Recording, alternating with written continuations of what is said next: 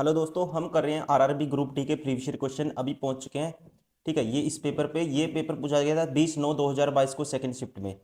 First question है, the magnification of an image is 1.5 positive दिया हुआ है and the object of distance is 30 centimetre from the spherical mirror, the image is form at. ठीक है, image कहाँ बनेगी, we की वैल्यू मुझे बतानी है। मैग्निफिकेशन क्या होता है, एम की वैल्यू होती है दोस्तों V/U, और एम की वैल्यू क्या है 1.5 है, V/U, और जो डिस्टेंस ऑफ ऑब्जेक्ट क्या है 30 है। ठीक है, तो ये क्या हो जाएगा, ये 3/2 लिख सकते हैं इसको, और यह इंटू में 30 आ जाएगा, 3/2 बटे में इंटू में 30। वी की वैल्यू आ जाएगी, 2 पे काटूंगा 15, 15 3 45। ठीक है, वी क्या है पॉजिटिव है, तो इसलिए कहाँ बनेगा, बिहाइंड द मिरर बनेगा 45 centimetre. Option first is correct. Question number 2, the resistors of 6 ohm and 4 ohm is in a series combination are connected to 12 volt. The effective current of the circuit will be। तो Ohm's law का आपको पता होगा, V is equal to I R होता है। अब series में resistance equivalent resistance क्या आएगा, सीधे ऐड हो जाते हैं। ठीक है, तो आर की वैल्यू आ जाएगी, आर डायरेक्ट आ जाएगा 4 और 6 10 ओम। ठीक है, और वोल्टेज है आपको V कितना है 12 गिवन है। ठीक, करंट आप बता दोगे यहाँ से, तो V/R हो जाएगा I। ठीक है, आई की वैल्यू हो जाएगी, वी की वैल्यू है 12 और आर की वैल्यू है 10, तो ये आएगा करंट की वैल्यू आएगी 1.2 एम्पियर। ठीक है, option 4 is correct. Question number 3, suppose an electric refrigerator of 500 volt operates 5 hour per day, what is the cost to operate it for the 30 days at 5 per kilowatt hour. तो देखो, जो दोस्तों हमें बताना है, क्या बताना है, what is the cost of operate it for 30 days. ठीक है, 30 डेज की इस हिसाब से कॉस्ट क्या आएगी। अब पावर है कितनी है 500 वोट है, तो किलोवाट में चेंज कर लेंगे, 500 को डिवाइड कर देंगे 1000 से। ठीक है, ये आएगा कितना आएगा 5/10 आ जाएगा kilowatt.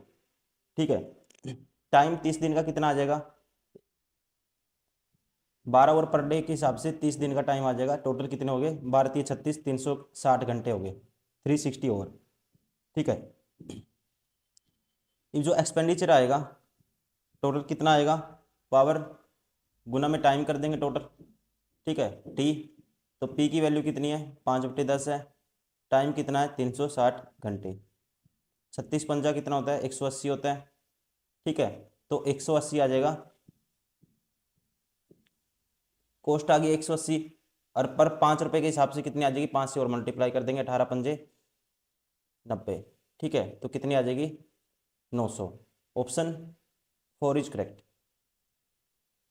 Question number 4, the power of the bulb is 40 vote, the energy of SI unit consumed by it in 100 second is.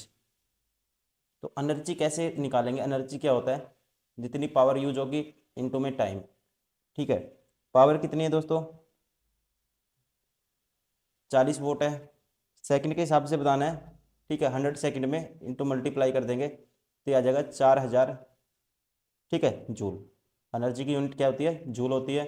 तो ऑप्शन कौन सा हो गया, option 4 is correct. Question number 5, why do plant cell have cell walls. कहते हैं पादप कोशिकाओं में कोशिका भित्ति क्यों पाई जाती है। सेल वॉल होती है दोस्तों, ये आउटर मोस्ट लेयर होती है, और ये क्या करती है, इनकी प्रोटेक्शन करती है। ठीक है, तो कह सकते हैं हम, क्योंकि कोशिका भित्ति विभिन्न पर्यावरणीय कारकों से पादप कोशिकाओं की रक्षा करती है, इसकी क्या करती है, प्रोटेक्शन करती है। ठीक है, option first is correct. Question number 6, identify the correct sequential order of the excretory system in human beings. कहते हैं मानव में उत्सर्जन तंत्र के सही अनुक्रमिक क्रम की पहचान कीजिए। तो करेक्ट ऑर्डर कौन सा होगा दोस्तों, ठीक है, इसका करेक्ट ऑर्डर कौन सा होगा, पहले किडनी होगी, फिर मूत्रवाहिनी, फिर मूत्राशय में जो स्टोर होता है। ठीक है, फिर उसके बाद मूत्र मार्ग से बाहर निकल जाता है, तो इसलिए ठीक है, उत्सर्जन का जो बेस्ट है कौन सा है, ऑप्शन थर्ड, किडनी, आर्टेरीज, अर्नरी ब्लैडर। ठीक है, अरिनरी ब्लैडर एंड अरिथ्रा ये आएगा, ठीक है। वृक्क, मूत्रवाहिनी, मूत्राशय, मूत्रमार्ग, option third is correct. Question number 7, which of the following statement regarding metals is not correct. Metal के रिगार्डिंग में कौन सी धातुओं के संबंध में इनमें से कौन सा कथन सही नहीं है। पहला कहता है metal display electron losing tendency during the bond of formation. दोस्तों ये सही है, ठीक है, इनमें टेंडेंसी होती है लूज करने की electron.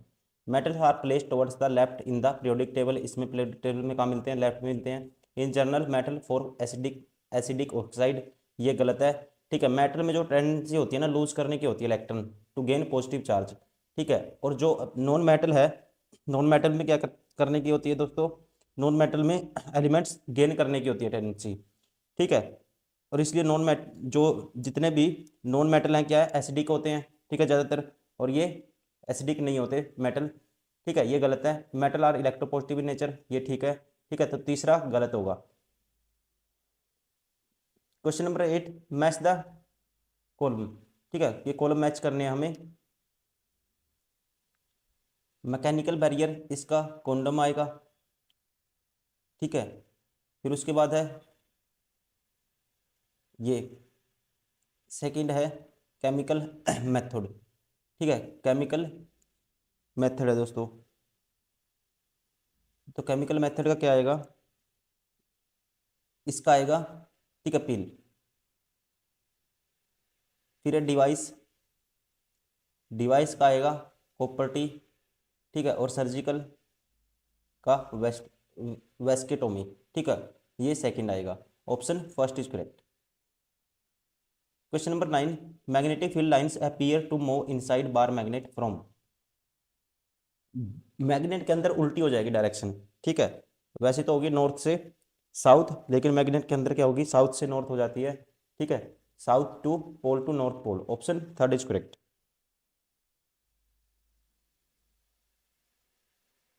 Question number 10, select the functional group 5 carbon atom compound pentanal, ठीक है, 5 कार्बन परमाणु वाले यौगिक पेंटानल में क्रियात्मक समूह का चयन कीजिए।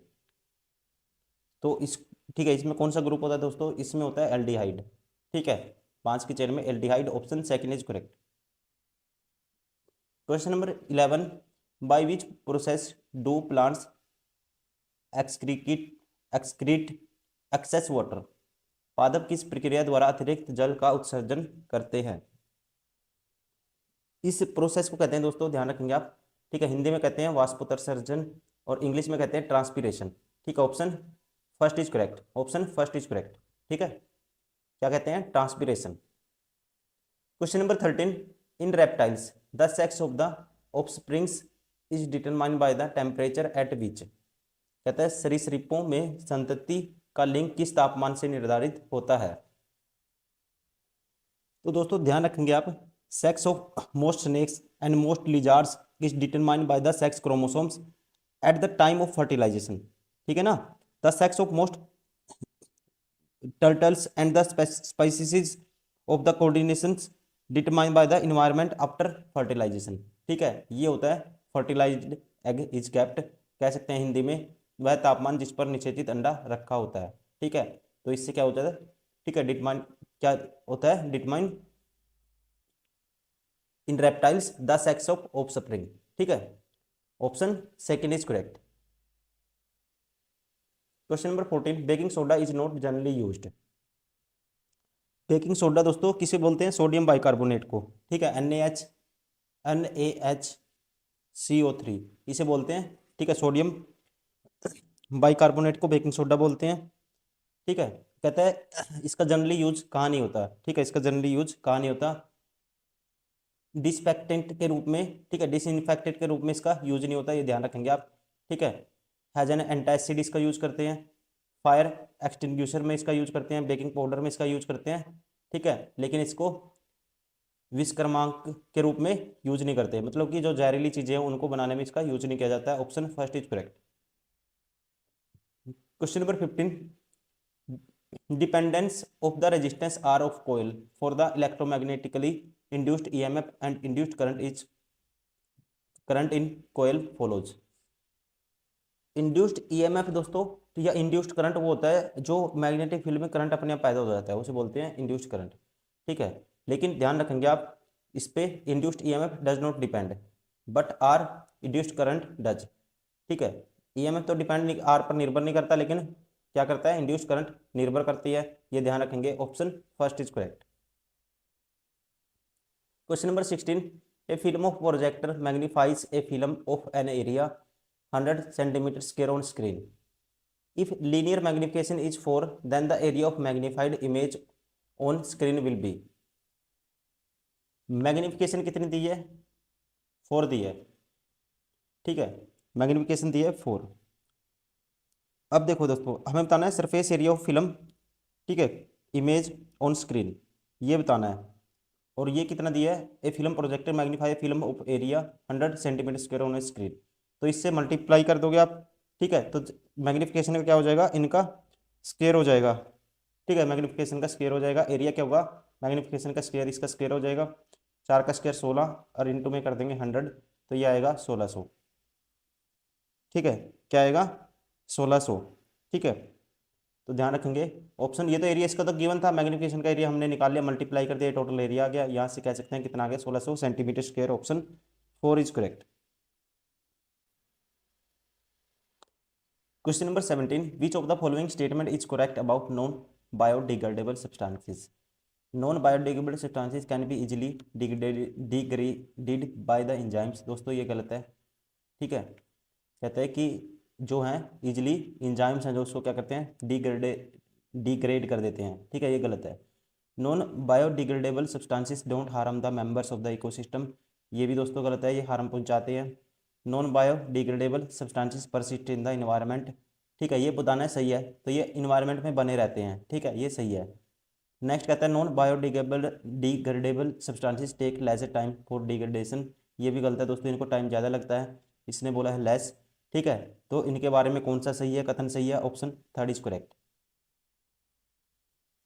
क्वेश्चन नंबर 18, इन्हें विक्राणु नेफ्रॉन का चित्र दिया है, इस चयन करें जो ए बी सी और डी द्वारा नामांकित भागों के सही नामांकन को दर्शाता है। इसका सही नामांकन मुझे बताना है दोस्तों। ठीक है, सही नामांकन इसका बताना है हमें, क्या होगा, इसका नाम क्या होगा सही, जो ये ए बी सी डी दिए हुए हैं। ठीक है, किसकी है, ये नेफ्रॉन का चित्र दिया हुआ है। अब दोस्तों जो ए है, ठीक है, ए का नाम होगा, इसने बोला वृक्क की धमनी की शाखा, ये नहीं होगा। दूसरा, ये वृक्क की धमनी की शाखा होगा दोस्तों, इसे इंग्लिश में बोलते हैं ब्रांच ऑफ रेनल आर्टरी। ठीक है, ए होगा ब्रांच ऑफ रेनल आर्टरी होगा, मतलब कि वृक्क धमनी की शाखा। ठीक है, और उसके बाद बी को बोलते हैं ग्लोमेरुलस। ठीक है, ग्लोमेरुलस कोशिका गुच्छ, बी है कोशिका गुच्छ, और सी है बोमन्स कैप्सूल। ठीक है, सी को बोलते हैं बोमन्स कैप्सूल, मतलब कि बोमन संपुट, और डी को वृक्क शिरा की शाखा। ठीक है, डी को बोलते हैं branch of renal win. Option 2 is correct. Question number 19, which of the following structures is formed with closed chain of carbon atoms. ठीक है, कार्बन क्लोज चेन से कौन सा स्ट्रक्चर, ठीक है, कार्बन, इनमें से कौन सी संरचना कार्बन परमाणुओं की एक बंद श्रृंखला से बनती है, ये हमें बताना है। तो इसे क्या बोलते हैं दोस्तों, ठीक है, कार्बनों से जैसे बेंजीन ये बनता है। ठीक है, इसे बोलते हैं रिंग। ठीक है, ring structure, option 3 is correct. ठीक है, ring structure. Question number 20, which of the following compound is prepared when sodium chloride react with carbon dioxide in presence of ammonia and water. ठीक है, कहता है कौन सा कंपाउंड बनेगा जब सोडियम क्लोराइड, ठीक है, क्या NaCl, sodium chloride means NaCl plus, और क्या करना है, with carbon dioxide with presence of ammonia. ठीक है, इसकी रिएक्शन करवाएंगे, NH3 means ammonia plus H2O लेंगे वाटर के साथ और कार्बन डाइऑक्साइड, तो कौन सा क्या बनेगा। ठीक है, ये पूछता है क्या बनेगा दोस्तों, तो ये बनता है, ध्यान रखेंगे, ठीक है, इनके रिएक्शन कराएंगे, ये बनता है NaHCO3। ठीक है, NaHCO3 प्लस NH4, ठीक है, NH4Cl इसके साथ बनेगा, लेकिन मेन कंपाउंड कौन सा है, NaHCO3। इसे बोलते हैं बेकिंग सोडा, ठीक है, सोडियम बाइकार्बोनेट या बेकिंग सोडा इसे बोलते हैं। ठीक है, क्या बनेगा, NaHCO3, ऑप्शन 4 इज करेक्ट। जब आप NaCl, साल्ट, अमोनिया और कार्बन डाइऑक्साइड की रिएक्शन कराओगे। Question number 21, which of the following are produced in the neutralisation reaction. Neutralisation reaction वो होता है दोस्तों जब एसिड और साल्ट को आप मिक्स करके, ठीक है, उनकी रिएक्शन करवाओगे। तो इसमें क्या है, दोनों की इक्विवेलेंट रिएक्शन कराओगे, मतलब कि जितना एसिड है उतना साल्ट लोगे आप, और उसकी रिएक्शन करवाते हो तो क्या बनता है, साल्ट एंड वाटर प्रोडक्ट बनते हैं। ठीक है, साल्ट एंड वाटर बनता है, ऑप्शन 3 इज करेक्ट। ठीक है ना, option 3 is correct. Question number 22, which of the following reduced in the given reaction. ठीक है, कहते हैं इसमें से कौन रिड्यूस हुआ है, ये हमें बताना है। दोस्तों एडिशन ऑफ ऑक्सीजन क्या कहलाएगा, ऑक्सीडेशन और रिडक्शन। ठीक है, अगर ऑक्सीजन लूज होगा, ठीक है, लॉस ऑफ ऑक्सीजन क्या कहलाएगा, reduction.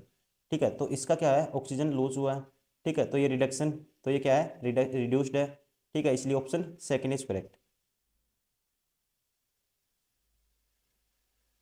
Question number 23, A saving mirror is constructed in such a way that ठीक है, that a man at a distance of 30 centimeter from the mirror sees his image magnified 1.3 times, then the radius of the curvature of the mirror is।